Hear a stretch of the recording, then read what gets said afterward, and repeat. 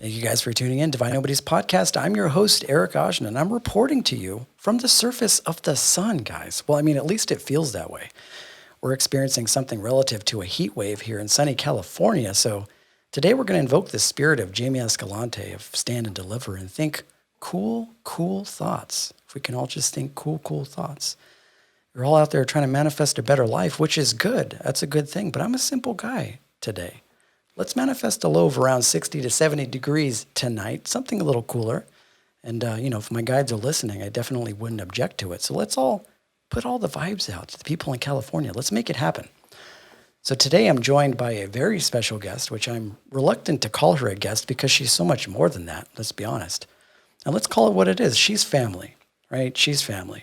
I have a very close soul sister staying with me for a few days while she makes her way to this year's Burning Man. Yes, that's a thing. That is a thing that is happening very, very soon. And if you don't know about it, you must be living under a black rock in Black Rock City, Nevada, which is where Burning Man is located, right? I haven't seen her in quite some time, actually quite a few years. And the last time I did see her was prior to the pandemic, where life was definitely a bit different for all of us. And at the time, she was actually embarking on a very special journey that involved her and an RV. Right? Or what we nowadays like to call taking to the van life, the RV life. So today we're going to sit down and have a chat with her about her adventures, her journeys on the road, as well as across America and all around the world, of course, and see if we can learn a little more about this sort of nomadic lifestyle that many millennials nowadays are aspiring to achieve. So everybody, let's please welcome my soul sister, Valerie Lowe. Oh, yes, everybody. Yes, you in the back there, get up, stand up. Yes, everybody. I see you over there, everybody. Oh, one more round of applause for her. One more. Okay. All right, let's get serious. How you doing, Val? I love it. I love the audience. Oh, you like that? They're here just for you, Val. I know. Thank you so much. How you doing? Great. I'm feeling great. How does it feel to be back in the States?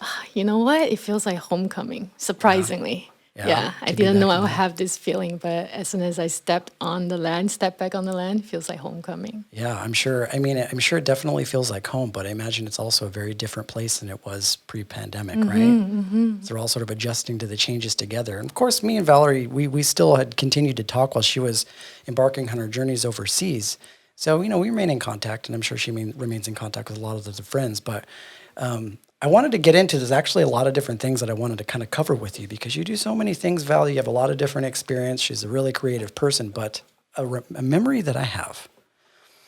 So we met back in, I think, 2015, sometime around that time, right? Mm. And one of the earliest memories that I have is from Lightning in a Bottle, right? Lightning in a Bottle 2015. That was at home. Yeah, and that was home. And I remember prior to going to Lightning in a Bottle, Valerie would mention it when we'd be hanging out with friends. She's told me about this place, and she told me that it was like heaven on earth, right? And I didn't have any context for that because, it sounded like a beautiful concept. But every time I talked to her, she's like, you got to go to this place called Lightning in a Bottle. It's like heaven on earth. And somehow we ended up going, and I ended up going to Lightning in a Bottle. And it was still to this day is one of the most transformative experiences that I've ever had in my life. Mm-hmm. And it's definitely a lot to get into, but a memory that I have of you is at Lightning in a Bottle, 2015. And we were walking to the lightning stage to see Odessa, right? And it was such a magical time. I remember it was back when it was still in Bradley, California, and we were walking towards like the lightning or the thunder stage. And like my arm was around you and your arm was around me. And we were walking all in this large group together, right? Mm-hmm. And I can still see like the sun peeking over the mountains, right before people started howling at the sun and clapping. It's like this whole ordeal, right? Mm-hmm. Everything's all together. And we were part of this large group of people, and we were all like traveling to this stage to see this band that we all really loved very much. And I remember it was sort of like during golden hour. So it was a really beautiful time. And I was really excited because during that time I was going and completing my Reiki master certification in Reiki. And on the way to Lightning in a Bottle, I was trying to memorize this sort of Japanese Reiki precepts. Mm. And I remember turning to you and letting you know, like, this is what I've been working on. And I said, while we were walking, I remember whispering into your ear and like telling you what they were. And I said, Gyo daka wa ekoru na chinpeisu na kanchiste gyo hage mehetu ne shinsuni. It's a little rusty. It sounds okay, right? Sounds okay. Yeah. And I remember saying them to you, and you just looked at me and you were like, oh, that's so beautiful. And you asked me what it meant. And just in case anybody's wondering, those are the Reiki precepts. They basically just mean, just for today, I will not worry. Just for today, I will not be angry.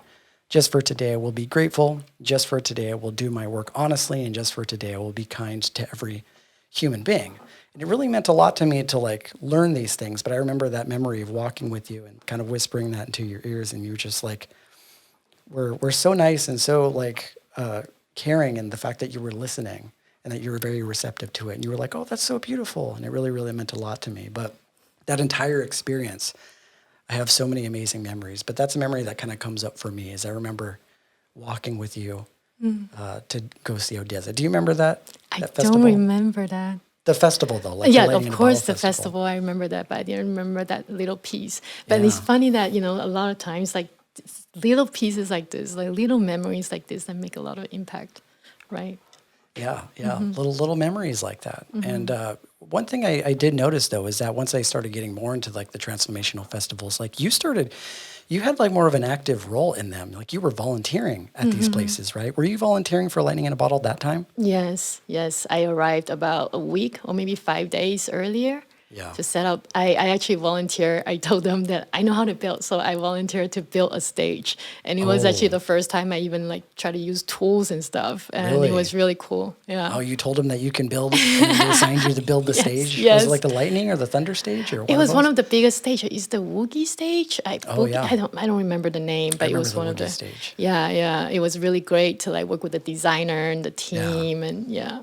They're like, here's some tools. You know what to do, right? No, they taught me. So that was the beginning of my festival building career. Yeah. And it was amazing to see the whole place getting built. And then, afterwards, seeing people started to come, enjoying the things that we built. It was such a wonderful feeling. And also being able to camp with the volunteers and, work with them for a few days before the actual festival. Yeah. It was a really beautiful experience. So if anybody's not familiar with transformational festivals, I mean, this is something that I think Lightning in a Bottle was still relatively new back in 2015, right? They're much bigger now, like Do Lab, they're massive, right? And I think they've changed locations twice since then.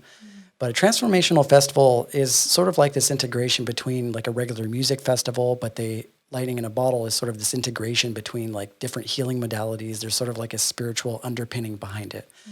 So the one thing that I gathered from that experience, which was still transformative to this day, is that it was a bunch of people on some sort of spiritual journey, right? And there was like this sense of community that you felt when you were there with everybody. And I imagine it's probably like Burning Man, right? You have all these people that share this sort of one common goal, and that's just creating a more beautiful world.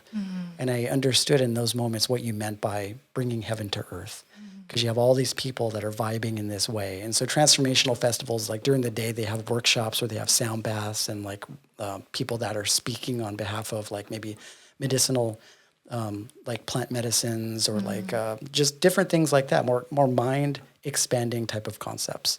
So when you were volunteering for them, did you get to meet a lot of people in that community? Yeah, I did. That's why when I said I was working with the designer of that stage. That was really inspiring because she was the one who designed the whole thing. And remember that year, that stage was incredible. Like it was colorful, it was very unique, and and I got to see what it takes to put up a festival. It's not just us going and show up and they probably arrive 2 weeks early. No, they plan it like for a whole year. And somebody told me they spent, I think, 6 months just to design the map of the festival. Really? So a lot goes into it. I wonder, I imagine that must be like a really surreal thing to like spend so much time. I mean, I'm sure there's a lot of people that are spending all this time into these stages and then seeing everybody like enjoy it. Yeah, it's Right. such a rewarding feeling. I remember, I saw some of the volunteers that I camped with, they were the one placing the fence, placing those posts one by one. And I was like, wow, I never really appreciate that little part. Now I get to see, well, everything that I see here, somebody put effort into it. Yeah. Yeah. Like everybody puts so much thought and intention. And a lot of the people that just come, I mean, I'm sure a lot of the people that do come because every time I had gone, I'd always have a friend there that was volunteering, you being one of them. But if you were in the spiritual community, and let's just say California, like if you did sound baths or you were somebody that did Reiki, like you were doing something there, like you were volunteering there, whether or not it's in like their healing den where all the healers go, or whether or not if you're somebody that's more a little bit more like creative. You were part of the build. So it's cool to see like the community that's sort of like generated around that whole thing. It Yeah. very much seemed like a sort of like a communal environment where everybody's like making something really beautiful happen. And I imagine and when I would go there, I always thought of it, it's just like this huge playground that is specifically just designed for people to have fun. You know, where like adults can be like kids again, you know, and then where you can like meet new people. And that's the one thing that I love about Lightning in a Bottle is you always meet some really amazing people there. Yeah. Yeah. And so speaking of that, I mean, one of the reasons why you're down here, we're going to talk a little bit about your travels because this is something that I think a lot of people are really interested in, especially nowadays. People are becoming a little bit more interested in the van life or being a digital nomad, right? But now that we're talking about the reason why you're here, which is kind of to see your friends, but also to go to Burning Man, that's like a really big deal, right? And you've been a veteran of Burning Man for quite a bit of time, but you're doing something a little different this time, which I imagine your Lightning in a Bottle experience and volunteering helped sort of pave the way. So you're creating an art installation. That's right. It's my 5th year this year. And this has been my dream for many, many years now. And finally, it's happening. I'm building an art installation. And I'm, not just attending, not just participating in as an attendee, but I'm actually building something. And I've been working on this for several months, and I was away from USA, for the whole time I was planning it, and I just arrived like a week ago. Yeah. So it's been quite a journey. It's been a journey since I decided to say, hey, I'm gonna make an art installation this year, and it's still going on. And tomorrow we'll have a big day, and next week we're going to build. So I remember when I went on Facebook, and this is kind of how we remained in contact with you while you were traveling overseas, and I saw something on your Facebook that sort of resembled how the art installation is going to look, right? And I think you mentioned something about it being called Cosmic Entanglement. So can you explain exactly what this art installation is and what the objective is? Yeah, so a little backstory. So I actually made this 2 years ago. 2 years ago when the pandemic hit, the whole world shut down, but I was lucky enough to be on an island in Thailand, which I kind of call home. And at that time, a group of us just decided to have a burn, since we can't go anywhere. So 250 of us got together and had a little burn. And at that time, I also signed up and say, hey, I can volunteer, I can build, because I just love building festivals, right? And then serendipity, I don't know what happened. I just kind of got to be an artist. And at that time, I was really busy, honestly. And I was like, I just want to make the minimum effort and make something. So I bought a bunch of ropes from the store, and then I just brought it to the event. And it was actually located in the jungle. So we just web the ropes between the trees. And at that time, my idea was just so that people can just walk through the rope or something, nothing crazy. But as soon as gates open, people start coming in and they start climbing, walking, and hanging on the ropes, and they were having so much fun. And it was beyond my imagination. And at that time, I told myself, you know what, next time I go back to Black Rock City, I'm bringing this art piece to Black Rock City. So here we are. Now it's happening. Now it's happening. And from what I've kind of gathered from looking at the photos, it almost looks like a few pillars, almost like telephone poles, right? That are wooden. Yeah. And they're set up in maybe a round sort of structure. And then you have all these different ropes that are being tied to and from in all these different directions to these poles. And so it almost reminds me of a spider web, right? Where you have people that can climb on these ropes and just sort of I imagine this is like a slackliner's dream, right? Because they love ropes. Right. Getting on these ropes and having this sort of jungle gym of ropes that you can kind of climb on and hang out in. It's that, right? Yeah, I just love how do I call it? It's 100% interactive. Yeah. Right. So people get to use their whole body. I love using my whole body to climb on things, And when that happens, the people's inner child come out. Right. They play, some of them are actually quite cautious. They're like, hey, can I do this? Can I do that? And then afterwards they let go.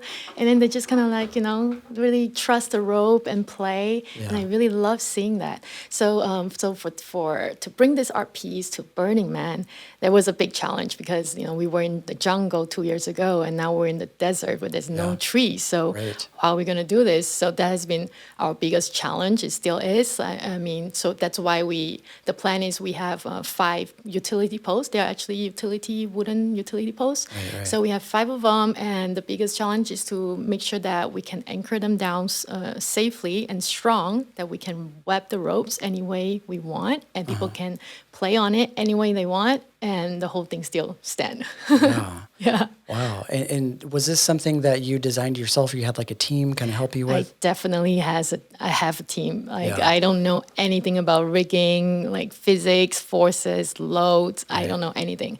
I remember. So at first, I recruited a friend of mine and also yours, Jason. Jason was here in LA and he has worked on a few art pieces before. So I asked him, hey, would you like to be a part of this? And he immediately said yes. He didn't even hesitate.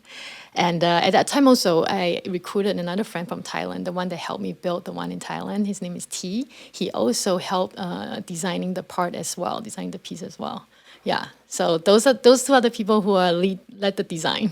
Yeah. And, I know a lot of people, like in our group of friends that, at some point try to embark on creating an art installation and offering something to Burning Man. It's always like really inspiring because of how much, like how inspired it makes them to create something in the hope that, somebody over there is obviously going to enjoy it. And the one thing that I noticed about these art installations, and I imagine this is the reason why a lot of these artists do it, is because like Black Rock City it's such a large place and there's so many different art installations, but every single one that exists creates this little tiny community around the art installation where you have people meet each other there. You can meet friends there. Like people share memories that they're always going to have for the rest of their lives at these art installations.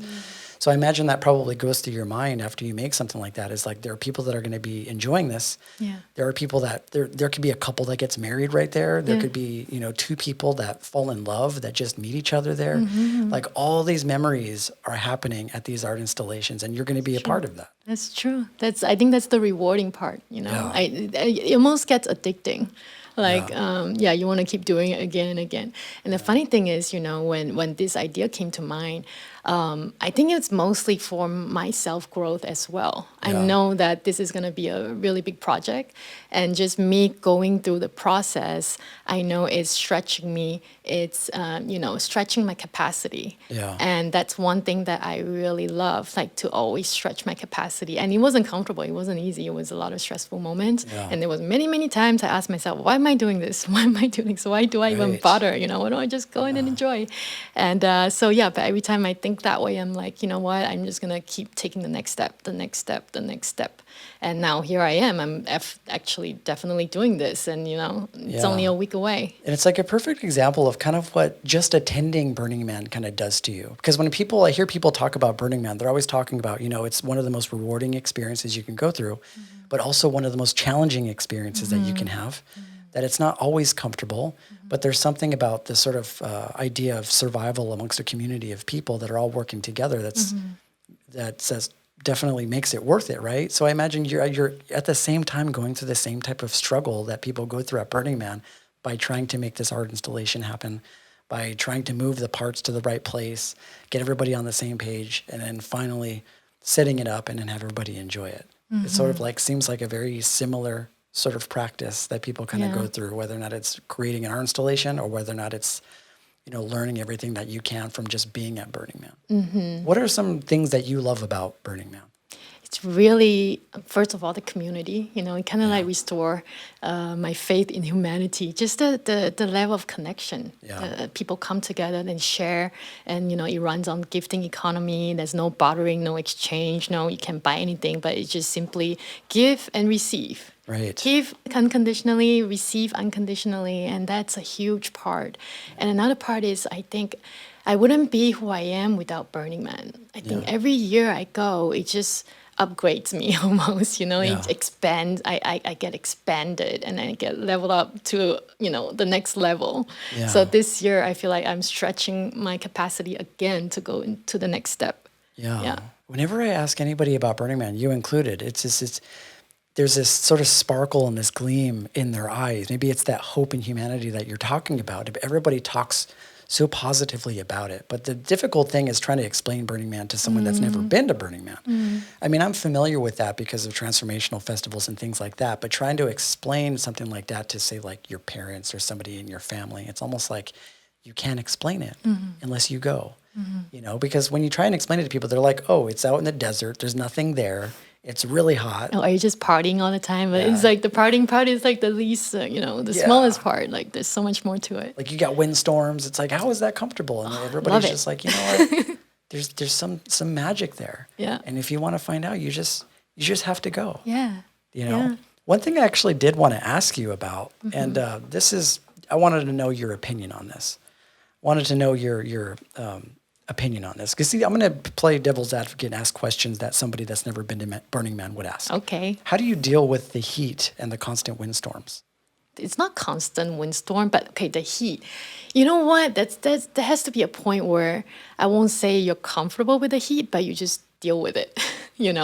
Of course, I have this like misting fan that like, shoots out water, and then the fan, it kind of cool me down. But I think other than little things like that, it's really just be comfortable with the uncomfortable. Yeah. Like I know it's scorching hot, but can I just be okay even though it's hot? You know. Right. And the dust storm, when the dust storm comes, is when I am the most excited. Yeah. I'm like, yes, I get my money back. It's like this is what I'm waiting for. Just going through like nature. Right. Go through something so profound like the dust storm. It's almost like in a movie, and it's actually really thrilling. Yeah, you don't get to experience stuff like that in like LA or California and things like that. So I imagine being in the midst of that, it's like reminds you that you're human. It reminds you of how small but also like infinite and like eternal that you are. But to place yourself in the midst of nature, which happens to be just really, really powerful, sort of like I imagine is very humbling. Yeah, and also knowing that, wow, I can survive through all of this. I remember one time there was a dust storm coming and I was cycling in the opposite direction and I was barely moving with my bike, but I was telling myself, wow, I can't believe I'm doing this. Like, I can do it. And I just realized how powerful I am. Right. Yeah. Yeah, I have some friends that go and they bring RVs. And one thing that I've heard often is even if you bring an RV and you try and kind of shield yourself from things like dust, somehow the dust makes itself into the RV. It gets into the little tiny cracks and everything, right? Everything. You don't even know. It's sort of like your rite of passage. If you're going to go to Black Rock City, you're going to get dust on everything, and you just have to be okay with it, right? Yeah, yeah. Yeah. So I wanted to ask you this, though. So people that have gone to the burn for years, and you've gone for years, and I'm sure you've noticed how it's changed over time. Right. So people that have gone for years talk about how much it's changed over the years. And many people tend to talk about this sort of gentrification of Burning Man as a result of Silicon Valley's interest in it. Right. And Silicon Valley, I mean, Silicon Valley and San Francisco, you have a lot of people that are into tech, a lot of people that are into the sort of Burning Man vibe. And that's a good thing. Right. But with that came a lot of other interests, which are celebrity interests, and a lot of sort of massive elitist type of camps, right, that are exclusive to like certain people. This is stuff that I've just heard. You may or may have not experienced this, but there are some groups of people that say that Burning Man has changed because of all of the sort of the money that is kind of flowing through it now. Is that something that you feel has changed Burning Man in a way? Like, do you notice the attention that it's gotten through like celebrities or through like Silicon Valley, where you have people with massive amounts of money that are creating these camps that are only meant for certain types of people? Do you think that's changed the dynamic a little bit? You know what? Maybe in the bigger picture, when we're looking from the outside, maybe it looks like, wow, there's so much money being put there, and there's all this plug and play. We call it plug and play camps, and rich people coming. But I feel like in a personal sense, when I'm actually inside and the little experiences that I have don't change so much, So I think everything still comes down to like this very personal experience. So I can be talking to a millionaire, but we are still having a very natural human experience, right? Doesn't matter what. That's why I love Burning Man, because everybody is equal, even though maybe the other person spent a lot of money being there. But when we're there on that piece of land, everybody is equal. There's no ranking. There's no like, okay, you're more popular or you're more rich. There's nothing like that, because you can buy anything there.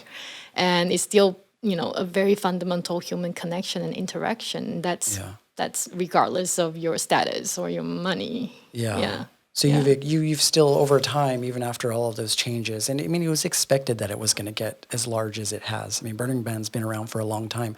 I totally support the fact that there's even just general interest in it, because if you've gone to Burning Man once, you're bringing that experience back into the world, right? That's And the that point. experience stays with you. That sort of sense, and I got this same sense from Lightning in a Bottle. Like when I came back from Lightning in a Bottle, I had this idea of what was possible, right? Because Lightning in a Bottle, just like Burning Man, is like this huge social experiment of what life would be like if everybody was on the same page. Right. Like if love was the moderating force in the universe and people genuinely cared about supporting one another. And I thought to myself, like, wow, this is, because it happened at Lightning in a Bottle, because it happens at Black Rock City, it's obviously possible. So I imagine people that go to these events come back and they try and integrate that into regular everyday life. And I think we're starting to see that, and people being a lot more liberal when it comes to things, and people kind of craving that more sort of communal life. So, you know, I'm happy that people are attending them just in general. Yeah. So I'm glad that you're, even after all of the changes, like you're still able to see that sense of camaraderie between you and other people, and that hasn't changed. And it's really like you said the right thing. Like you hit the point, because the intention and the goal, I won't say the goal, but intention of having festivals like these, events like this, is to hopefully this event can affect, you know, things in the broader way, right? And we are able to bring this type of mentality or way of life back to the default world. That's why we call it, back to the society, and hopefully can create positive change to our environment. And that's the whole point. How do you think that Burning Man has changed your life and how you see the world? Oh my God, so much, so much. I don't even know where to start. Like I said, I won't be who I am without Burning Man, right? And I think the way I interact with people, even, you know, when we were at the, when I was going to Lightning in a Bottle before I went to Burning Man, that kind of like, even before my raving days, actually, I think that my raving days, you know, back in the days kind of sparked that, like, taught me that way. There is a different way to relate to people. Right. You know, everybody can be my friends. You know, there's not really necessarily strangers. Like I can make friends. Like people are just my brothers and sisters, right? Yeah. Yeah, it's like dissolving the boundaries that people have that keep people sort of separate. You know, it's like you're clearing through all of the sort of baggage or the conditioning that makes us separate. You know, a lot of the sort of things that ego tends to sort of have us believe. And once you get rid of all of those sort of boundaries, you're kind of reduced down to just being the same. Like you're all collectively one force, and that allows you that I imagine there's like a really huge sense of unity between you and other people. You know, like when you're looking at people, you're not just looking at like who they are, what type of job they have, how much money they have. You're seeing them as like real authentic people. And I think that's like a really beautiful thing, you know? So yeah, that's a really good thing that you're doing. That's really inspiring that you're putting that art installation together. I know it's going to be really, really amazing. I know that people are really going to enjoy it. Thank you. And hopefully like the next following year, you're going to have like a jet with like, you know, the wings cut off, and people are going to be partying inside of it, you know, like those big, huge ass things. Yeah. I'm sure you'll come up with something. But I wanted to kind of switch a little bit. There's a few things that I wanted to go over with you, because one of the things that I observed about you is that you've always been a very like free-spirited person, right? Wild at heart, right? You're very, very independent. You're just radically adventurous type of person. And I think that's really inspiring. One, because, you know, a lot of people strive to be that way, to live life in this way where they can just, you know, like play by their own rules and go on adventures and live life how they want to live it. Because a lot of people, especially down here in the West, we're kind of like trapped in that sort of 9 to 5. We have our jobs, and a lot of people have certain fears about going outside of that. And it does take a certain amount of courage, and courage that I imagine that you have. So I wanted to kind of trace back to the beginning and just kind of go over, I wanted to ask you like where you're originally from. Back to the roots, huh? Yeah, back to the roots. That's the best place to start. Yeah. I'm from Malaysia. So I was born and raised in Malaysia. I moved to the States when I was 20 years old. So yeah. Why did you come to the States originally? For school. So I had 2 years of college in Malaysia, and I was going to come finish my college here in the States. And I moved to Minnesota, from Malaysia to Minnesota. Oh, Minnesota. Yeah. in the coldest time of the year in December in Minnesota. Yeah. Yeah. And when you came down here, did you speak English or did you have to learn that while you were down here? I mean, I spoke English, but not that good. I mean, I could Yeah. probably understand 60-70% of what people were saying. Yeah. And I couldn't, I wasn't so fluent in my speaking. Right. Yeah. So when you were growing up in Malaysia, you must have had some ideas of what the States were like, right? And so when you finally came to the States, how different was it comparing to how you thought it was? I don't remember how I think the state was, but I just Yeah. feel like it's just something that I couldn't even have imagined. Yeah. I couldn't have expected anything.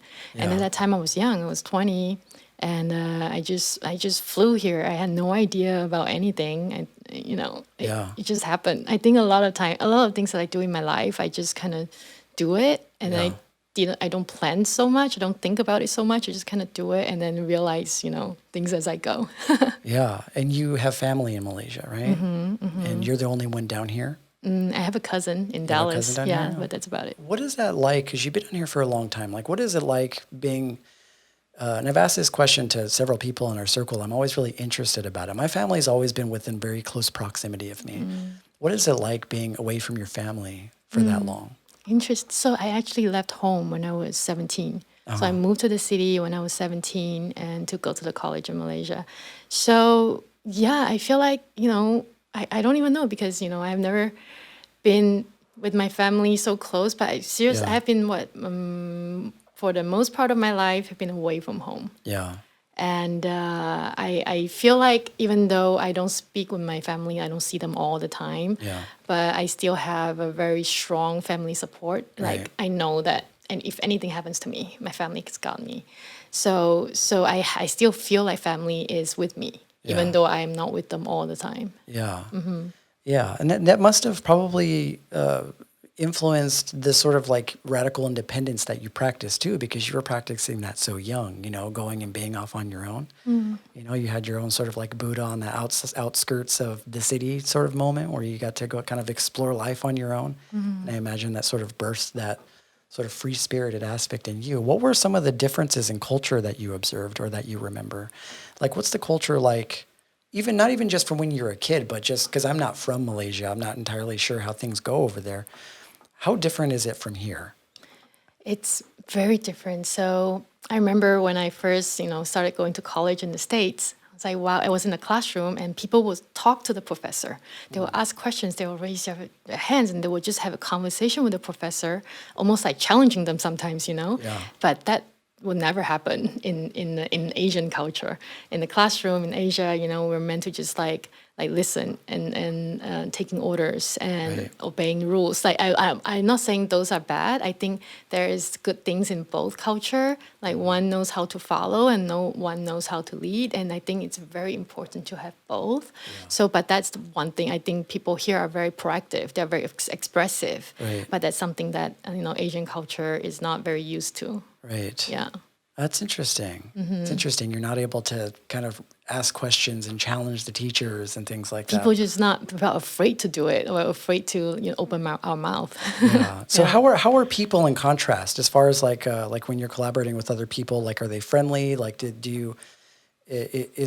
they very much about their culture? Like, are there certain sort of like patterns of behavior that you notice there that you don't really see here, down to like giving and receiving food or doing nice things for other people? You mean like in Malaysia, In Malaysia compared to the States? yeah. You know what? I feel like when it comes down to like the rawest human, humanity, the Yeah. humanness is in us, it's pretty much the same. Yeah. I've traveled, around the world now. I've met people from all different cultures, and Yeah. I feel like everything comes down to like we're just human, and we have the same emotions. We make the same type of jokes, and when you see in a group, there's like different roles, right? There's a leader, there's followers, there's a Yeah. joker, and that happens in all cultures. Yeah. And that's one thing that actually like hit me. I was surprised when I started traveling, and I was like, wow, actually, we're all from different culture, different races, but we're all the same. Yeah. So it almost seems like it's built in, like it's an archetypal thing that happens with just humans, Yeah. like no matter where we're at in the world, whatever proximity that we're at, we're all fundamentally the same in how we like love, you know, and how we like want to express that. And I think maybe certain cultures just have different nuances and how that sort of thing manifests, but that's good.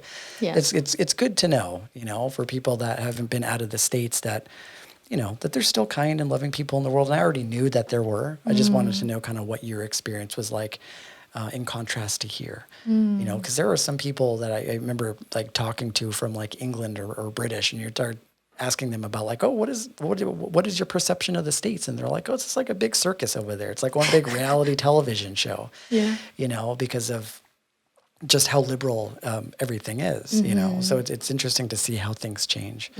So like I said, you've always been like a really free-spirited person. At what point did you realize that you wanted to become more of like a digital nomad, right? Or sort of leave the sort of conventional world behind? Because when you came down here to the States, I knew you for a while. You had your own business, and you were doing, you know, I imagine that took a lot of your time. That was, I guess, for all intensive purposes, kind of like a casual job. But at some point, you renounced all of that. Like you sold your business, and you decided to take on a different type of life. Like what was it that influenced you to take a jump like that? It's Burning Man. It was Burning Man. It was Burning Man. That was the turning point. So yeah, it was my second year of Burning Man. And before Burning Man that year, I set an intention for myself. I said, my intention is to be uncomfortable this year.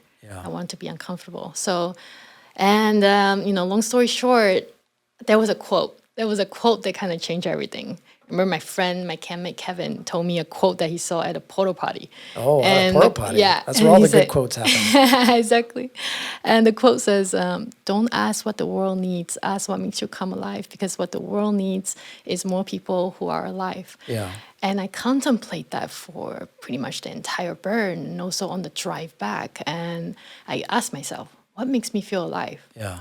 And I didn't know that at the beginning. Yeah. And when I was driving back home that year, and we took a scenic route back to LA, I remember I was seeing new things, new scenery, and I was just so happy, and I felt so alive. I was like, wait, this is a feeling of being alive. Yeah.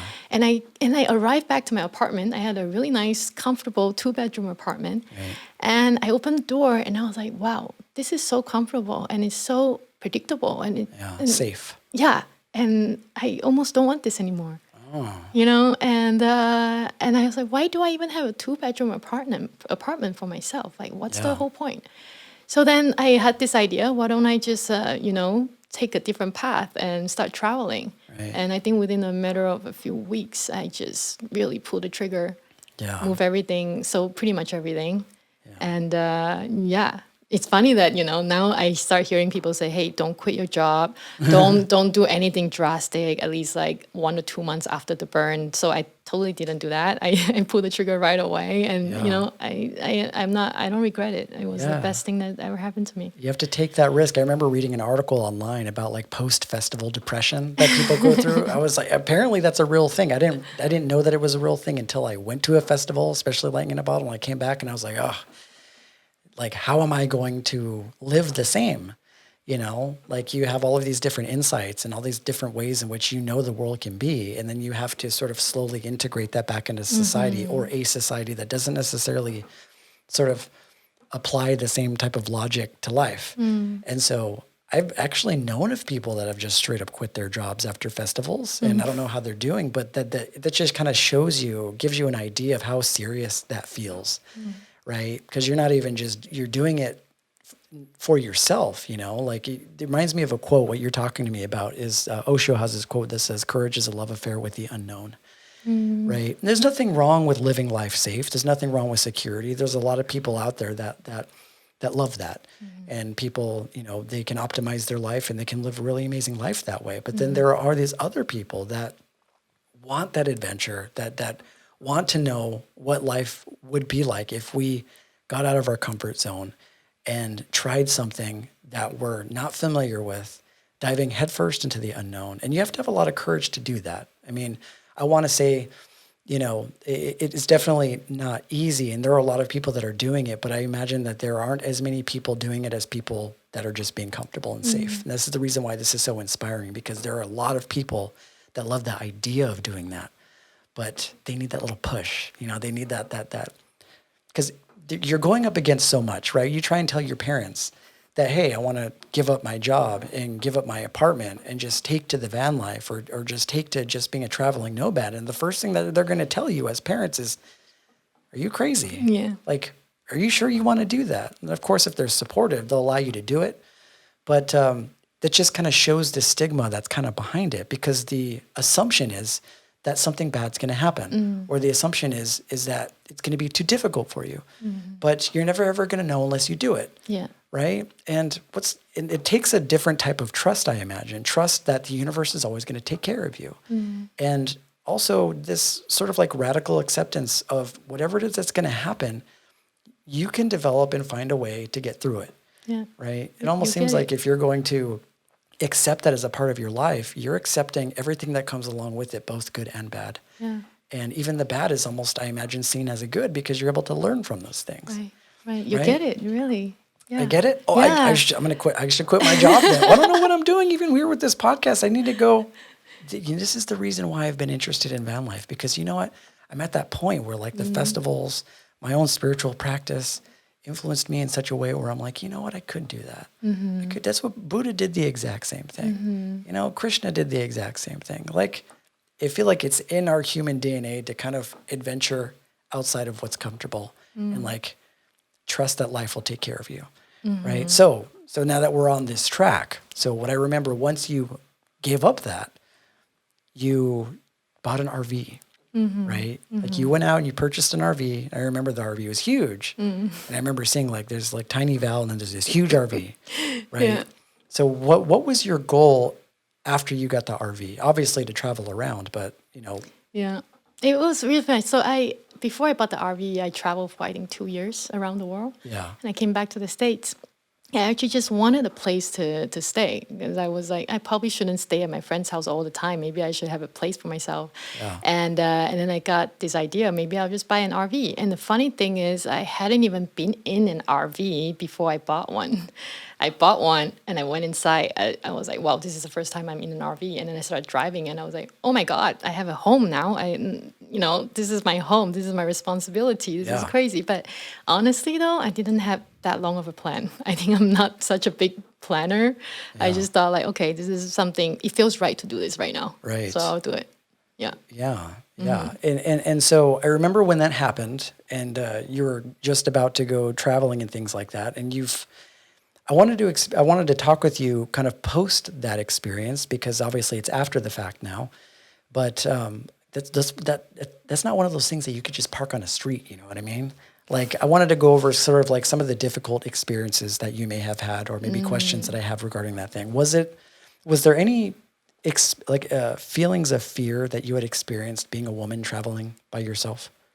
Of course. I won't say that because I'm a woman, I'm afraid of things happening to me, but just like I'm a human being and Yeah. I was afraid. Like there was a few sleepless nights for sure, and like sometimes I'll park in a neighborhood and I'll be scared of people like would just knock on my window, in the middle of the night, and they're just lingering uneasiness sometimes. Or I remember I would camp out in the desert all by myself, and one time I had a mouse that came into my RV and I couldn't sleep for 2 days. He didn't leave for 2 days, and I was like, oh my goodness, what am I supposed to do with a mouse in my RV? Who can I even call? It was a mouse in your RV? Yeah, it got into my RV. And when you were like in your RV, did you hear it sort of like running around the floor? Yes. Eating all your snacks? Yes. Oh my God. I was so lost. And the next day, I was like, I think that was at the beginning of my RV life. And I was like, maybe I should have more protection. So the Yeah. next day I went to Walmart, got like all kinds of like self-protection stuff, Yeah. But yeah, it's just a funny story. Like it was just a mouse, but at the same time, it was terrifying to me. Yeah. Yeah. Yeah, because it's one of those things that you have to do something about. Yeah, and I had no help. Yeah. It's not like I can call a boyfriend or a friend to come help me with the Yeah. mouse, right? Yeah. And you mentioned that you had some sleepless nights, right? Aside of the whole mouse incident, and you had to park in, maybe questionable areas of wherever it is that you were at. Did you ever experience anything that you had to be afraid of, or those are just sort of just fears that you had? I think it's just like nothing really. I wasn't in any danger the Yeah. whole time, if that's what you meant. Like I didn't feel like I was in danger. There was one time there was a big windstorm. Yeah. My whole RV was shaking. Yeah. And that's also a time that I was really scared. I was so scared the whole RV is going to tip over. Right. Yeah. But Wow. yeah, Yeah. So how many states did you end up going and visiting I once you got didn't the go. RV? I didn't go too far. I mean, the first time I actually kind of did it twice. The first time I was sort of just around California. I didn't go too far away from LA. But the second time I drove the RV from LA to Texas. Yeah. So that was a long drive, and I had my sister with me. She came Yeah. from Malaysia, and we did the trip together. Yeah. Yeah. And did it ever get lonely for you when you were traveling by yourself? It's very interesting. Like at first, I thought. So when I was doing the RV thing, I would camp out in the desert for about 7 days or 10 days at a time, and I don't see anybody. I don't really talk to anybody, and it was just me and myself. And at that time, I thought, okay, this RV thing is probably about self empowerment, right? Right. Like I can do this, but it's actually about self love, Right. because there's nobody else giving me any interaction, and it was just me being my own source for everything. Yeah. Like I cook for myself, and I need to make myself feel good. And at that time, I realized, wow, even when I go to Starbucks in the morning and the barista greet me and say thank you and just hey, have a good day, that is also a source of connection. Right. But like when those are gone, I was left with my own thoughts. And at that time, like thoughts were so loud because I was just in the RV by myself. And I meditate a lot. I did a lot of yoga. I did a lot of art. And it was just like just being with myself. I really got comfortable being with myself. Yeah, I think that was the biggest learning. And that's, I think, one of the most profound kind of learnings. And I think one of our friends, Jackson, I think in the recent past, he went traveling by himself too. And a lot of his reasoning behind it when I asked him was that, you're not a whole lot of people take the time to spend extended periods of time alone, and even when you're in the city and you're alone, you're sort of bombarded by a lot of extrasensory things that can take your attention away from yourself, even if you're alone, Right. because you can hear the cars outside, you can watch TV, like you can be anywhere. And there's so many things to occupy. There's no shortage of things to occupy your attention. But when you're in nature by yourself or even traveling alone, you have no choice but to sit with yourself. And that can be I imagine, like a really powerful sort of lesson in teaching for somebody that isn't used to that to go through, right? Because now you're listening to, the dialogue you have in your mind. You're being kind of forced to kind of sit with that. I imagine kind of work through different emotions, maybe work through certain fears. And the hope is that over time you develop maybe a better relationship with yourself, right? Yeah, true that. Yeah, and I imagine that's kind of what you went through. So, as a part of your experience in the van life, I wanted to ask you about some things that I imagine people that are interested in going in that direction, some questions that they have. Is it like, how did you make a living while you were traveling? So for me, when I was doing my van life, I was still getting paid by my old company, the company that I sold. Yeah. I was still getting paid there. But now I'm traveling around the world, and I Right. have jobs. I have my own business, so that's how I'm funding myself. Right. Yeah.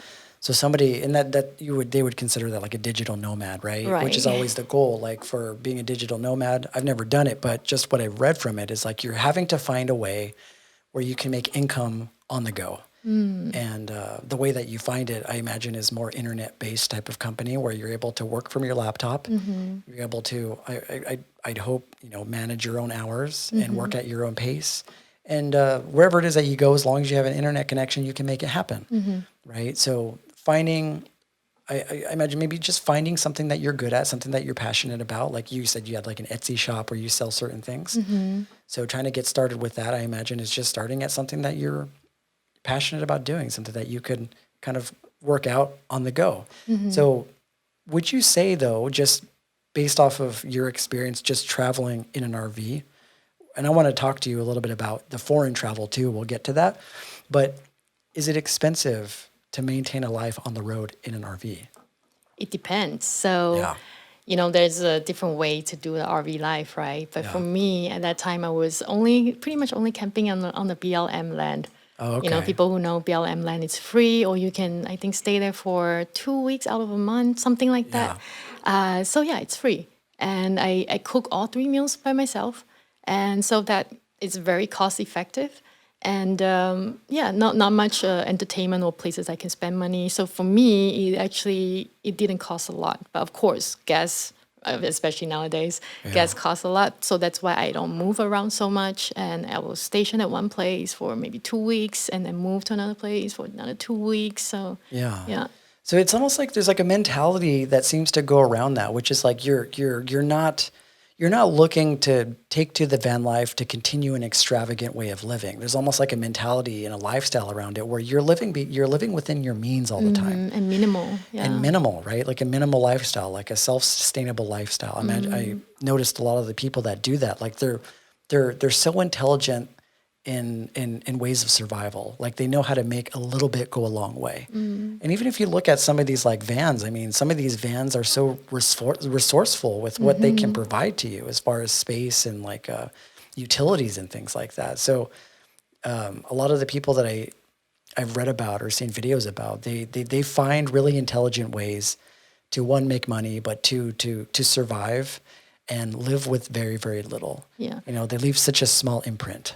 I feel like it's survival, but it's not just like survival. Yeah. It's a way of like having more awareness of Right. our consumption. For Right. example, when I'm in the desert, right, I only have my water tank. I don't have Yeah. a constant stream of water. Right. So how do I make sure that I conserve my water? Right. Right. So when I do that, I realize, wow, like in real life, like normally I use things without being aware of where it comes from, how much Right. I'm using, and it just, blindly consuming. Right. But living that life makes me way more aware of my trash, my water usage, just my consumption in general. Yeah, everything. Yeah. It's almost like what I go through when I go camping, right? Like exactly. it's because you're out of your comfort zone. You have to be, there's something in you that starts paying attention, Paying right? attention. Like you're not familiar with where you are. You don't have, you don't feel comfortable enough to just completely relax. But there's a sort of aliveness that comes into Right, you alertness. when you're in that, right? So you are in that sort of survival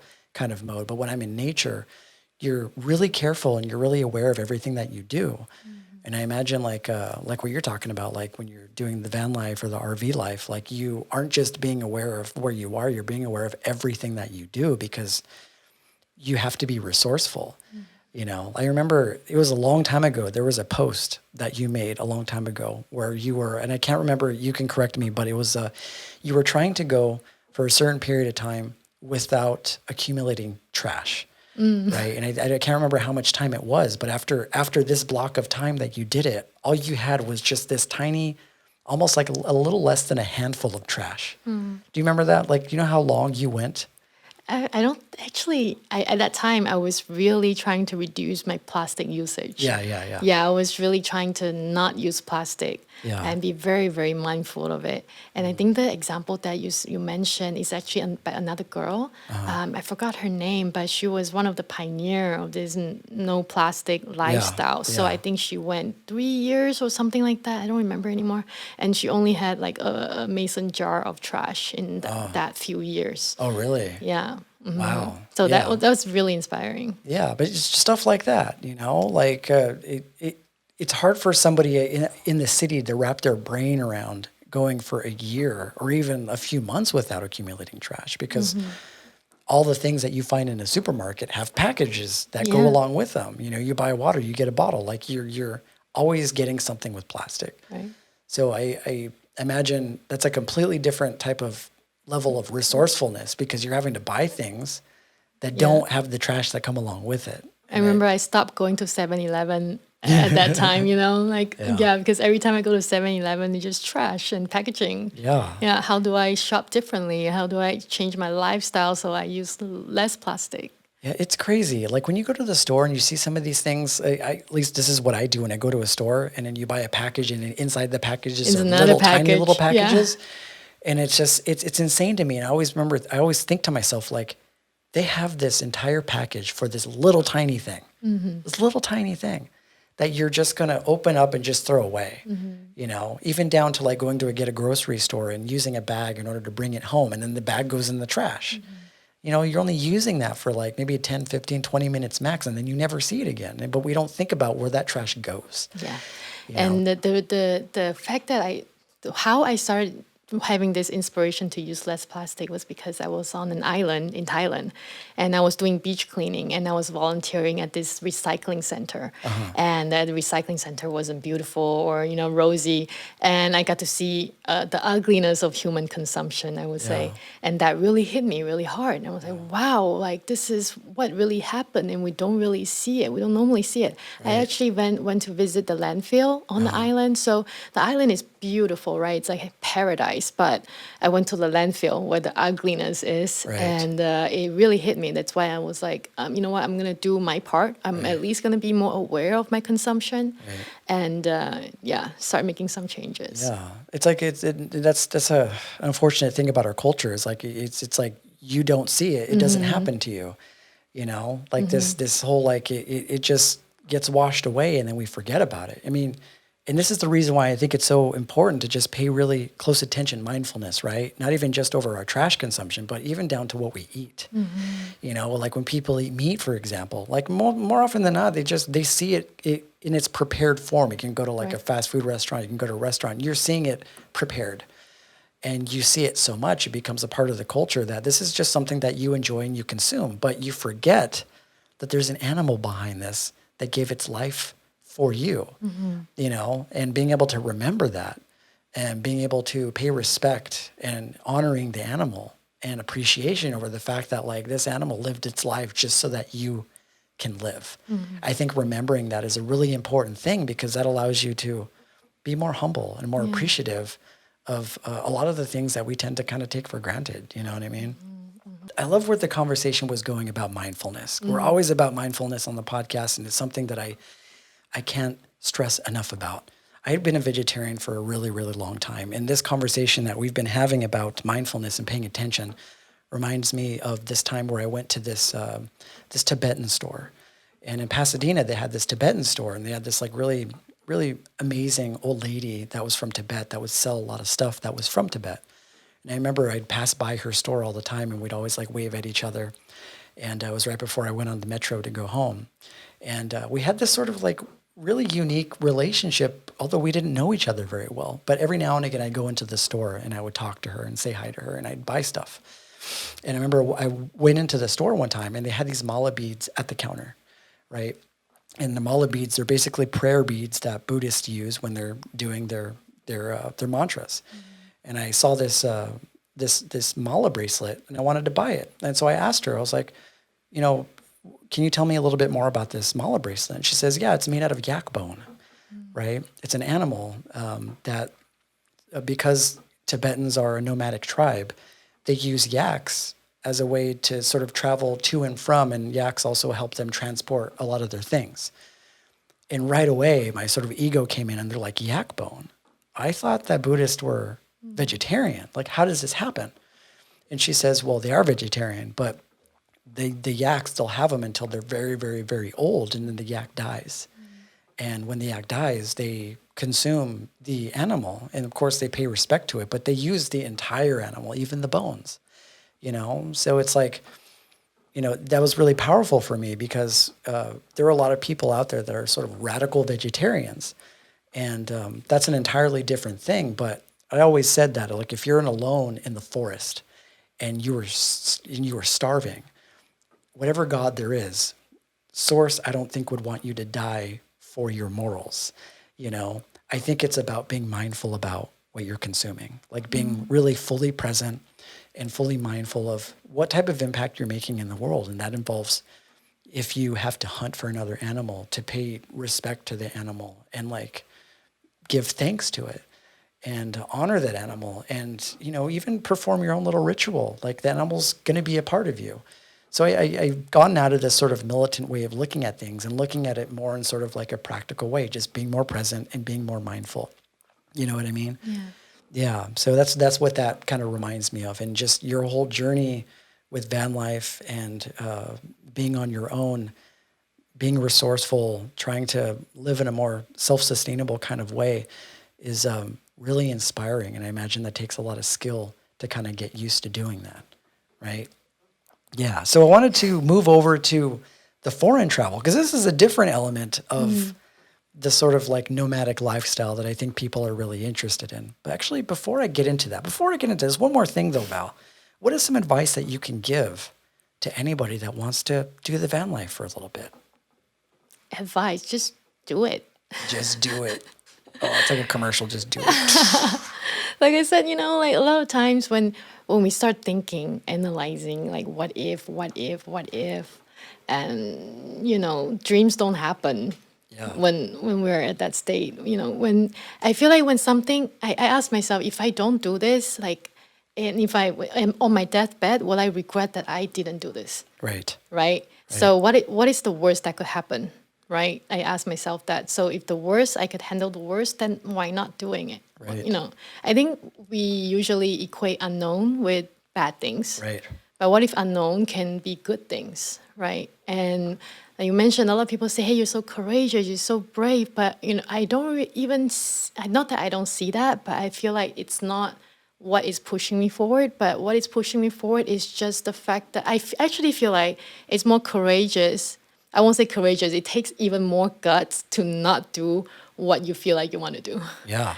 If I knew that I want to, live a van life, but I convince myself to stay where I'm at, I feel like that takes even more of, for me, it would take more of me to stay than Right. to do what I feel like I should be doing or I want to do. Yeah. It's changed looking at it a different way. It's almost like what you're embarking on is more natural to the human being, right? It's almost like human beings have this propensity for adventure and to be out of their comfort zone. It seems like in a perfect world, that's what you should be doing, because it seems like human beings tend to operate in a more optimal way when they are being present and when they're being resourceful, right? Because there's no part of that experience where you're asleep, So if you're not asleep, then you're very much awake. And if you're awake, then you're embodying every part of yourself is illuminated and always sort of thriving.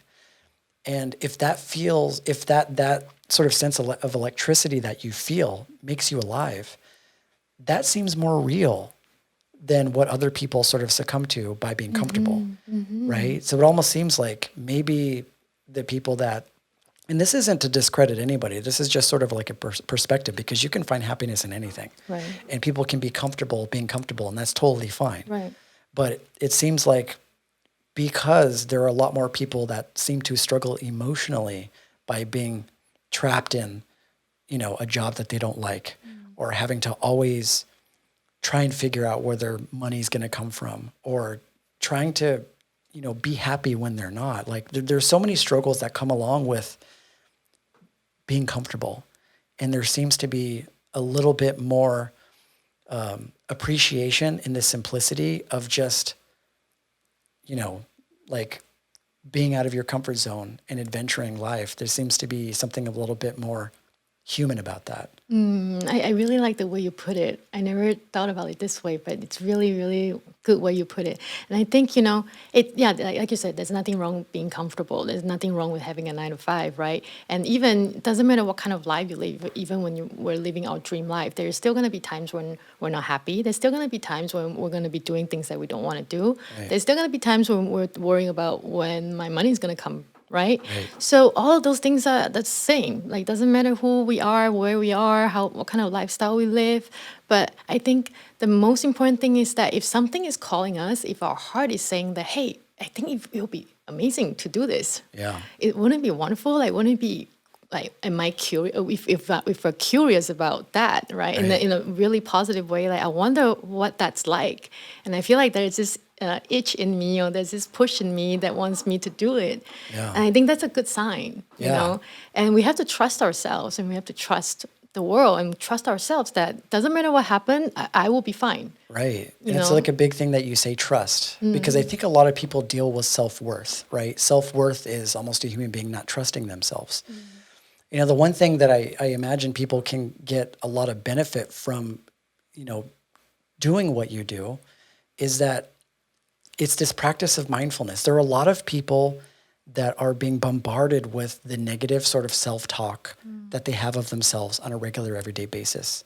And from my experience, that happens when a lot of the time when the energy is stagnant or we're not feeling like we're moving forward. But because of the life that you've sort of like embodied is so hands-on and it requires a different level of presence and connectivity that naturally takes you out of your mind and gets you more into the moment, right? Like it gets you more, it's more of a participatory thing. Like it's something that requires you to be fully engaged in the reality of what's happening. And that's the most realist thing that can happen, right? Because we can create all these ideas in our mind about how life should be, what we're struggling with emotionally, depression, all these different things happen when we're more inside of our mind and not when we're more external with our mind, you know? So I think when you're out in nature, when you're doing things that you're doing, you almost have to, it almost calls for you to be more external with life. It's engaged, right? You have to participate. Yeah.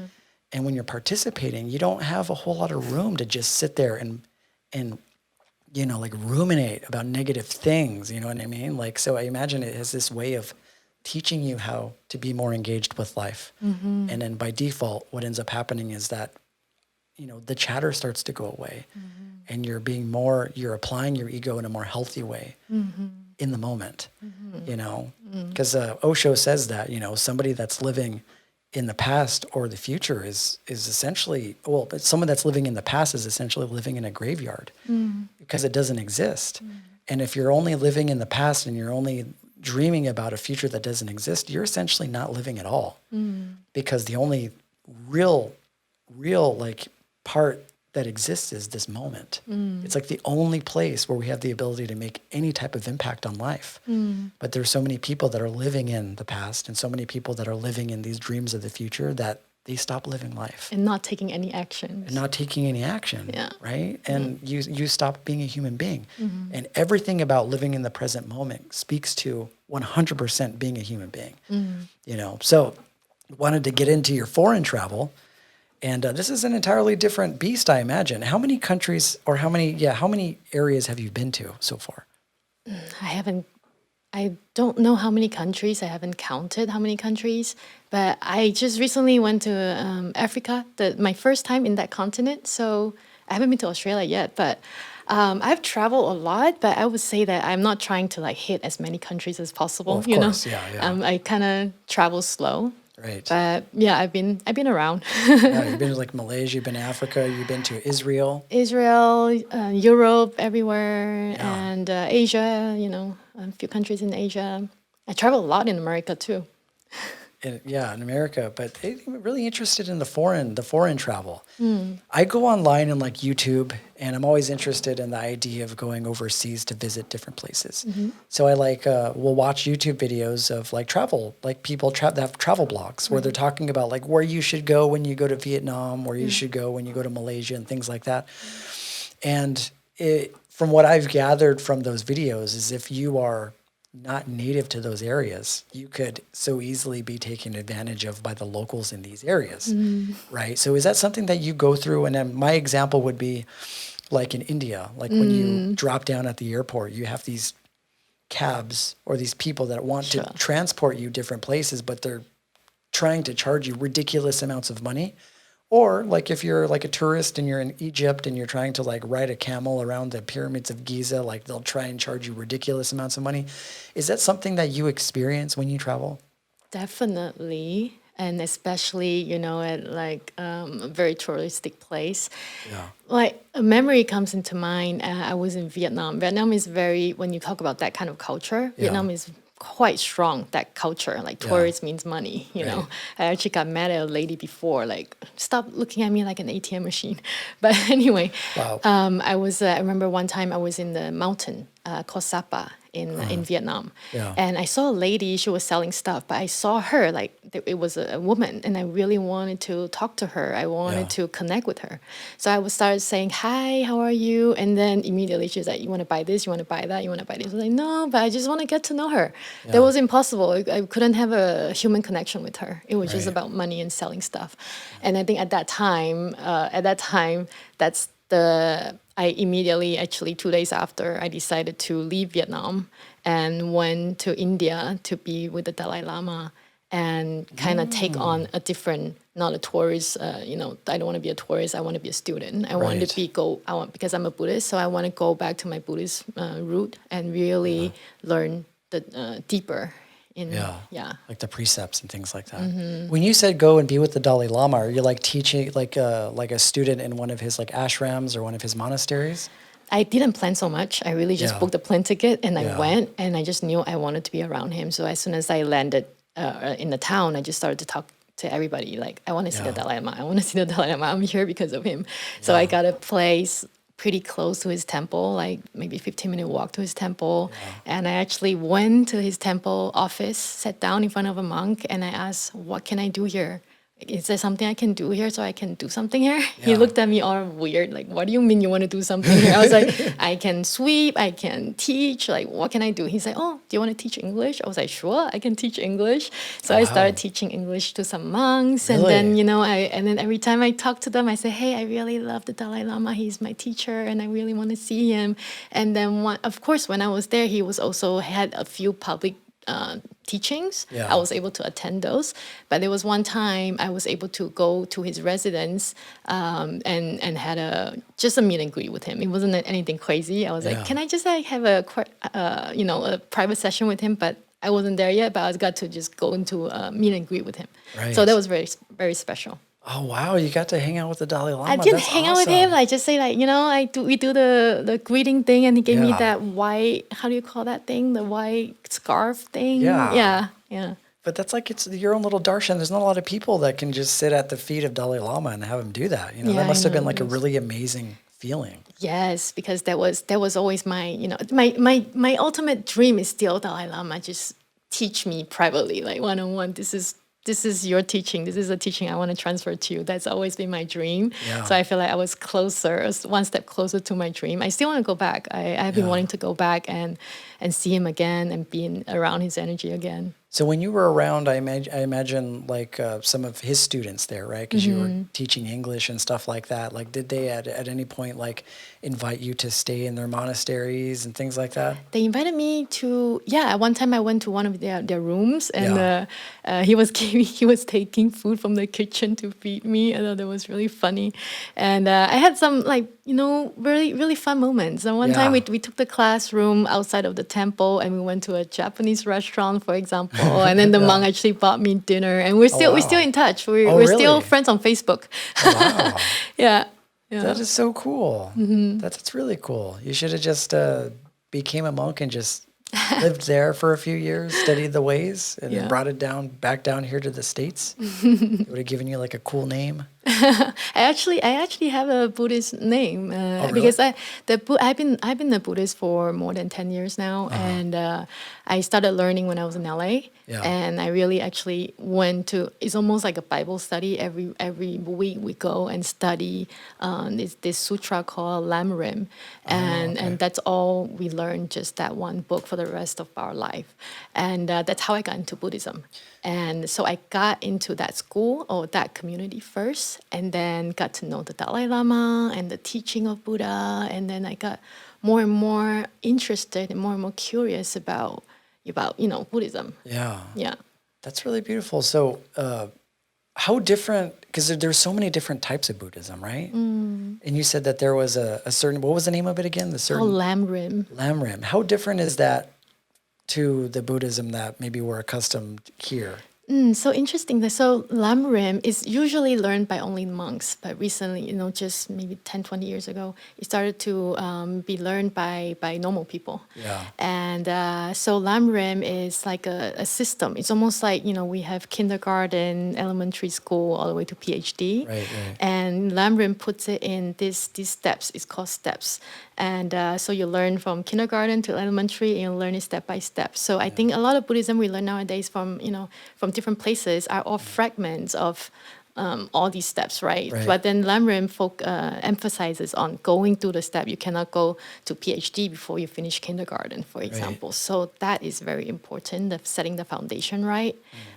So I think it includes, I would say, almost all the essential, everything that Buddhism wants to teach is in that book, in a systematic way, how you learn it. And you guys are still going off of like the teachings of like the Buddha, like Gautama Siddhartha, that whole thing. Yeah. And it's I would say it's very dry because it's very almost technical. It's very technical, very logical. That's why I love it too, because I'm a very logical person. Yeah. And so when I learned that book, it just makes sense. It's just, when you learn physics, it makes sense. Right. It's kind of like that. Yeah. One thing that I always found interesting, and I don't know too much about it, I've only heard about it, is like when you go to those like regions where they have like Buddhist monks, there's this sort of practice that they have where you have two monks that are sitting side by side and they're debating one another. Oh yeah, I saw that when I was in the Dalai Lama's temple. Yeah, and I was like wondering, like, how do you debate that? Like, what are they talking about? It's so when I was in that Buddhist community in LA, one time they actually put me in that school, in that class. It's actually a very advanced class. It's all about logic, and it's not easy to learn. Even me, I don't think I'm stupid, I'm quite smart, but even me, it took a long time to understand the logic. So the debate, it's all about challenging your perception, challenging your opinion, right? So you're more clear about what you think. And the logical way of them structuring the debate, it's very intelligent, like it's very sophisticated. Yeah. So they're just about challenging your opinion. Yeah, that's so interesting that they do that. And do a lot of people, from your experience, when they're debating, do a lot of these people have valid arguments? Like, is there supposed to be like a winner? Is there or are they just trying to interpret what Buddha is saying in his work? It's about challenge. It's like, if you think a certain concept. Yeah. So how well do you think you know? How well do you know that concept, right? So a lot of times we think we know something, but we don't really know it. Right. So until somebody challenges with questions, have you thought about this? Have you thought about this? Yeah. Then we started thinking more about what we think. Right. I think that's the main point, to really trying to go deep, of what we think. Yeah. It reminds me of like in Zen Buddhism, they have these things called koans. And a koan is basically like a story that has like a hidden spiritual significance to it. Right. That they almost seem like riddles. Like when you hear like a Zen koan at the surface, they usually kind of like encourages you to provide an answer to a question. But usually the first answer is the wrong answer, right? Because we're thinking with our rational mind. So what a koan is meant to do is it's meant to have you look at something a different way. And look at something in a more spiritual way. There's like in these koan stories, there's a hidden spiritual lesson there that the ego tends to miss when it hears it. And so usually when someone hears a koan and they ask a question, they're like, oh yeah, this is what this means. And they're like, no, that's not what it means. There's something else in there. So there's actually an answer to those koan? Yeah, well, there's an answer, but it's like a spiritual answer. A story that I can give as an example is that there's this student that wants to learn martial arts, right? And he goes to his teacher. He's like, how long is it going to take me to learn how to do martial arts? And he's like, about 10 years. And so the student says, well, what if I practice every single day? What if I speed up this process somehow? Then how long will it take me? And he says, 20 years. You probably heard that one, right? I'm just assuming, yeah. Right, it's like that, right? Because from the logical perspective, somebody maybe with a more sort of Western approach to things would say like, well, if he's practicing all the time, then he could learn it faster. But the teacher added 10 more years onto that. It's this whole story of how the mind gets in the way of a simple process.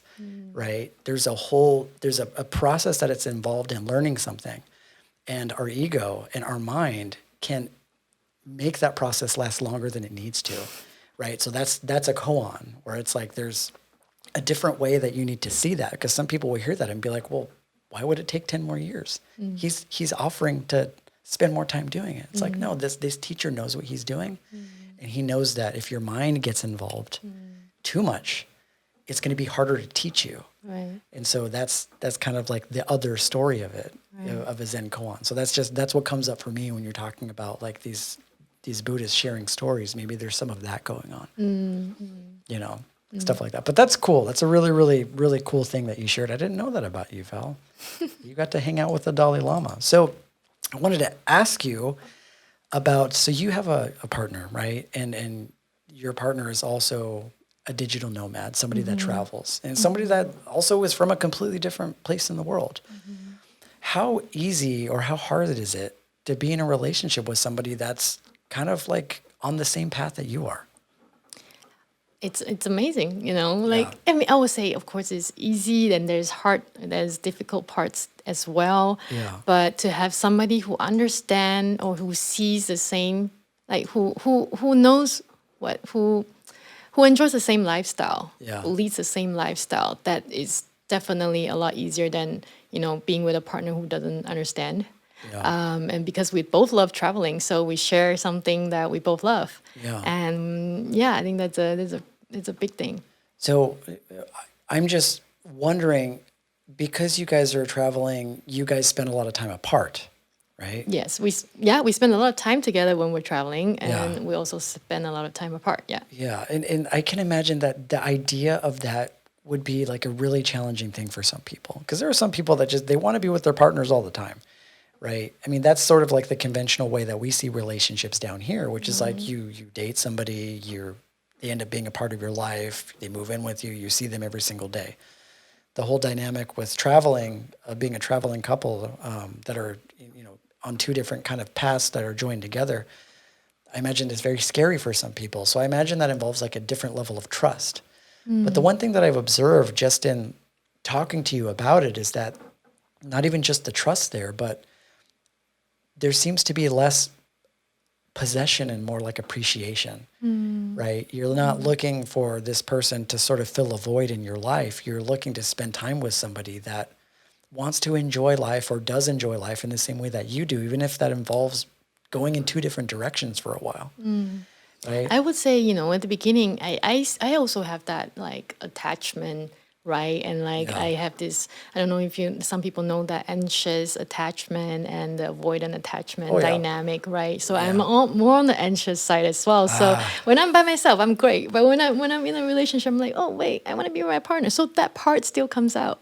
And at the beginning of the relationship, that's something that we actually worked on as well. Like we had, you know, we really look at those anxiety that I have every time we have to say goodbye to each other, for example. So really using those as opportunity to learn and opportunity to grow. And now I would say it gets easier and easier, but still, you know, when we say bye to each other, it's still like, oh, and also because a lot of times we don't even know when we're going to see each other, or we don't know exactly when.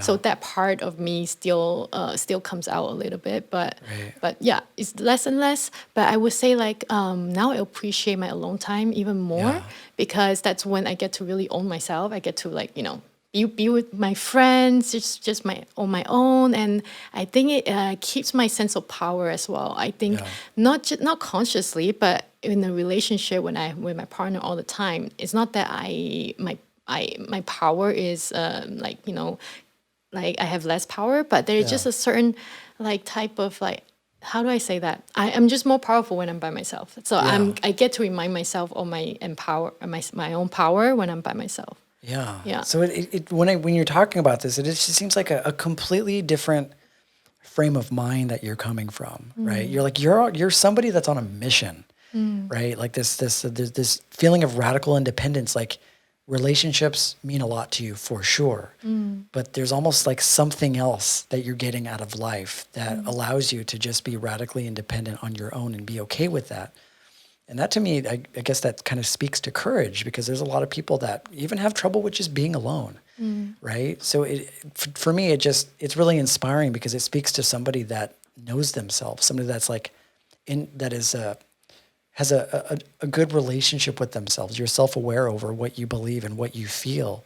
And so when you're alone, like you are completely comfortable and happy with just being yourself, and the relationship doesn't have to define you. You know, like the relationship is something that adds to your life in a beautiful way, but you're not using it as a crutch to try and fill some sort of like void in your life, you know? So I imagine you'd have to have that type of mentality in order to be okay being away from your partner for that long, you know? So it just, to me, it just speaks to like a really courageous person. You have to be a really strong person, like inside and out, in order to be able to like experience something like that. And I think, you know, we would all strive to be on that sort of same path, you know, like you trust yourself and you believe in yourself. And that's like a really, really beautiful Most thing. of the time. Yeah, most of the time. You don't know how many times I ask my boyfriend, is everything going to be okay? Especially with my art project. I'm like, is everything going to be okay? He's like, yes, everything will be okay. Everything will be okay.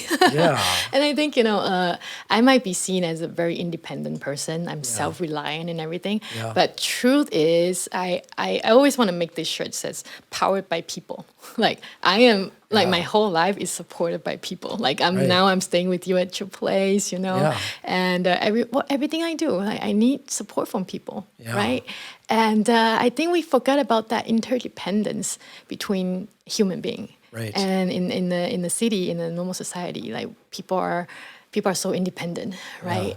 We want to do everything by ourselves, and you know, and we are capable of doing everything by ourselves. So I feel like my travel the past few years, sometimes life put me in situation where I have to ask people for help, or I have to, you know. But now I don't even see it as I have to. I want to share something with you. And yesterday, when I just arrived in LA, and I was in the shuttle from LAX to Union Station, and I almost cried because.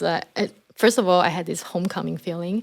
And second of all, because my friend Jessica, she texted me, she's like, I'm coming to pick you up. You know, and then you texting me, hey, you're welcome to stay in my house anytime you want. My house is always open for you.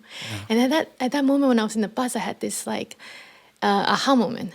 You know, when I think about abundance, right? I think about, then when I get to fly first class. I get to stay in a 5-star hotel, right? I get to have my own private chauffeur driving me everywhere.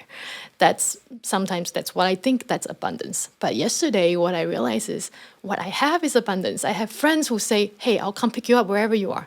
I have friends who say, hey, come to my house or anytime you want a place to stay. And that to me is abundance. Yeah. You know, I really felt like I was the richest person in the world. Yeah. And when I think that, I started, like, I almost cried. Yeah. It's really, really beautiful that you share that. That's actually a really, really powerful observation too, because it's true. You know, like love can get you really, really far in life, because that's like that one human emotion that we all relate to. Like no matter who it is that you are or where it is that you're from, if you have the ability to love and the other person has the ability to love, like beautiful things happen. Like love is this like ever expanding energy that provides to you, right? Like human beings, like when we feel loved, we want to do loving things. And the one thing that I've always known about you, you've always been a loving person. And when you're a loving person, then it's no surprise that people want to do loving things for you. And it's not like you're doing it as you know, it's not this way of like deliberately being loving so that you can get something. Like it's a part of who you are, you know, that loving aspect in you is a part of who you are. And I do believe that if you're loving, more often than not, you're going to have people that believe in you, that want to help you, you know, and the other side of that is it feels good to help somebody that is loving, you know what I mean? Like that sort of like nurtures that spark of hope that you feel like when you go to somewhere like Lightning in a Bottle or Burning Man, like you want to keep nurturing that and cultivating that because you know that good things happen from that, you know? So that's what I always tell the people. It's like, if you want to manifest abundance through even, let's just say if you want to manifest abundance monetarily, people think of like money as this living, breathing thing that has its own life of its own. It's like, no. And there are people that are going after money as if it's a real person. If you want to manifest money, you have to start believing and collaborating with people, because who moderates money? Human beings moderate money. So I think, and I tell this a lot, like on the podcast about like where I am in my life. I know that, my primary goal in every scenario is to just always try and be a good person and always try and be loving. And I know, without a shadow of a doubt, with like pure confidence that where I'm at right now happened because I chose to be loving. Right. And, that treaded into every aspect of my life when it came to my job, when it came to like when I go into job interviews, like I wasn't thinking about, okay, how do I get this job from this person? I sat down with this person and I was like, this is a human being. And it doesn't matter if I'm sitting here in a job interview, like you're still a human being and I'm still going to address you and talk to you like you're a human being. And I hope that the reason why I got that job is because they could relate to the fact that I was a human being that wasn't driven by money, that wasn't driven by success. I was just driven by human connection. And I think that from my experience, that's been the biggest currency that I've ever had in my life, which is human connection. So I completely relate to what you're talking about. It's like manifesting abundance through people. And when you're traveling, you have to rely on that in a lot of ways. It's like you're traveling, and I imagine you're meeting so many different types of people that are on similar journeys. And you help them, they help you, and it becomes this collaborative experience, Yeah, that's really beautiful. I wanted to ask you, how often is it that you would run into people that were doing the exact same thing that you were doing? Digital nomading. Yeah. I am around them a lot actually. I would say I'm in the community. I was just right before I came back to the States, I was in Germany, and before that I was in Budapest, and I was able to meet up with my digital nomad friends in Budapest. Yeah. So just it's like even though I'm traveling a lot, but I have not a base, but a place I always go back to every time I'm tired of traveling, which is an island, Koh Phangan in Thailand. So that island has a lot of nomads, has a lot of expats, and hippies, and so I get to meet a lot of people from all over the world, and also digital nomads. So when we travel, we get to meet each other in other parts of the world. Yeah. So you start to become like a part of like this community of people. And when you say meet somebody in Budapest or meet somebody in Thailand, and do you ever get into situations where you kind of just make an agreement to travel together for a while? I did. I did a trip in Mexico with a digital nomad friend that I met in Thailand, and it was great. Yeah. Wow. What are some of the businesses that these people have? Business or jobs, some people have businesses. Actually, a lot of people just have jobs. Jobs that are able to work remotely. Oh, okay. Or do they ever find just jobs locally to where they're at for a while and do that probably they shouldn't call themselves digital nomad. But just like foreigners traveling. Definitely there are people who go out to other countries and get local job, But I think digital nomads do that less because then they kind of tie down to one place.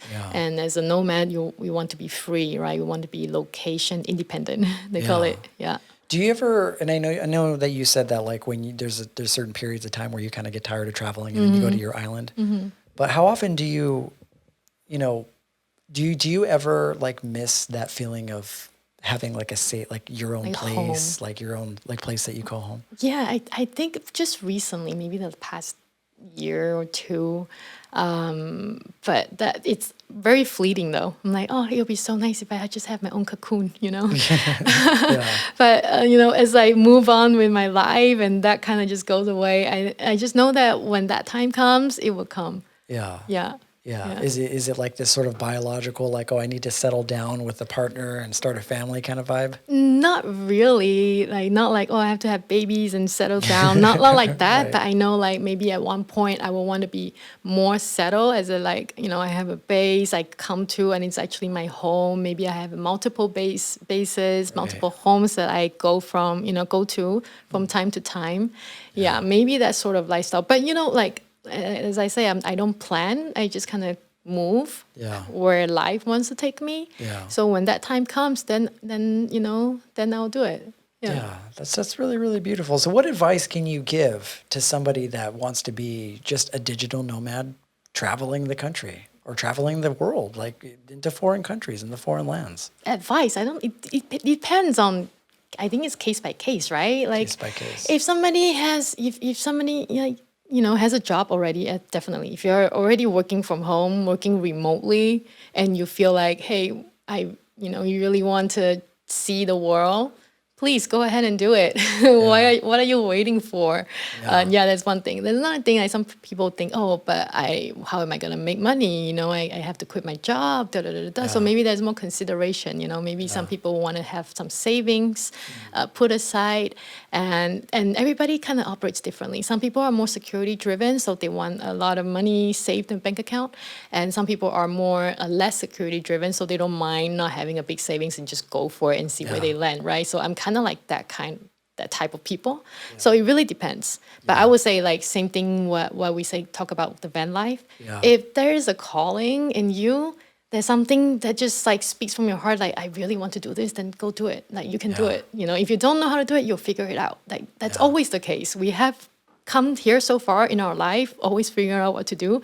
So it's gonna be like that. Yeah. It almost seems like that's the most challenging thing to do, is just to take that one step forward. Yeah, it's right? just move one step forward. That's all you have to think about, right? Because it's just like you're having to wrap your brain around what it is that you feel like you're losing by doing that, or like what you're risking by doing that. Like, and that's kind of probably speaks to like your mind's gets louder and louder and louder the second you start venturing outside of your comfort zone, because your mind says, don't do that. That's going to be too risky. That's going to be too dangerous.